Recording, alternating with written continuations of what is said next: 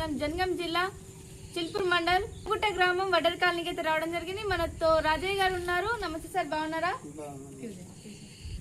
As a BRS leader sir, as a ఎంపీటీసీగా బరిలోకి దిగబోతున్నారు. నమస్తే సార్, బాగున్నారా? ఓకే సార్, మీ గ్రామంలో ఎలాంటి అభివృద్ధి కార్యక్రమాలు చేపడుతున్నారు? అప్పుడు బీఆర్ఎస్ ఉన్నప్పుడే ఉన్నాయి అన్ని అభివృద్ధి, కరెంటు కానీ మాకు నీళ్ళు కానీ అప్పుడే ఉన్నాయి. ఇప్పుడు ఏం నీళ్ళు కరెంటు చుట్టూ అప్పుడు 24 గంటలు కరెంటు ఉండేది. ఇప్పుడు ఏమదంతా ఏం లేదు. ఇప్పుడు వాళ్ళు 9 గంటలు ఇప్పుడే కష్టం అయిపోతుంది.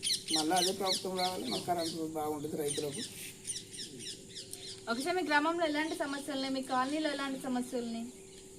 రోడ్లు ప్రాబ్లం ఉన్నాయి. చుట్టూ వర్షాలు పడి నీళ్ళు అలా చుట్టూ కొద్దిగా ఇల్లు పోతున్నాయి. రోడ్లు సరిగ్గా లేవు. ప్రాబ్లమ్స్ డ్రైనేజీ లేవు. మాకు డ్రైనేజీ కావాలా, దాని అభివృద్ధి గురించే మేము ఉండాలా. ఓకే సార్, రాబోయే స్థానిక ఎన్నికలలో ఎంపీటీసీగా దిగబోతున్నారా మీరు? దిగబోతున్నాము. ఒకవేళ మీ కాలనీ ప్రజలు, మీ గ్రామ ప్రజలు మిమ్మల్ని ఎన్నుకున్నట్లయితే మీ గ్రామ ప్రజలకు మీరు సరైన న్యాయమే చేస్తారా యాజ్ ఎంపీటీసీగా? చేస్తాం మేడం. ఈ కాలువలు ఇవన్నీ చేసుకోవాలనే మా ప్రజలందరూ వాళ్ళే ఎన్నుకున్నారు. ఎన్నుకున్న పథకాలనే ఉంటాం, పనులు చేపించుకుంటాం. ఓకే సార్, బీఆర్ఎస్ ప్రభుత్వం అధికారంలో లేకపోవడం మీకు ఎలా అనిపిస్తుంది? ఇక బాధగా ఉన్నది. బీఆర్ఎస్ అధికారం లేకుండా కొద్దిగా బాధగా ఉన్నది.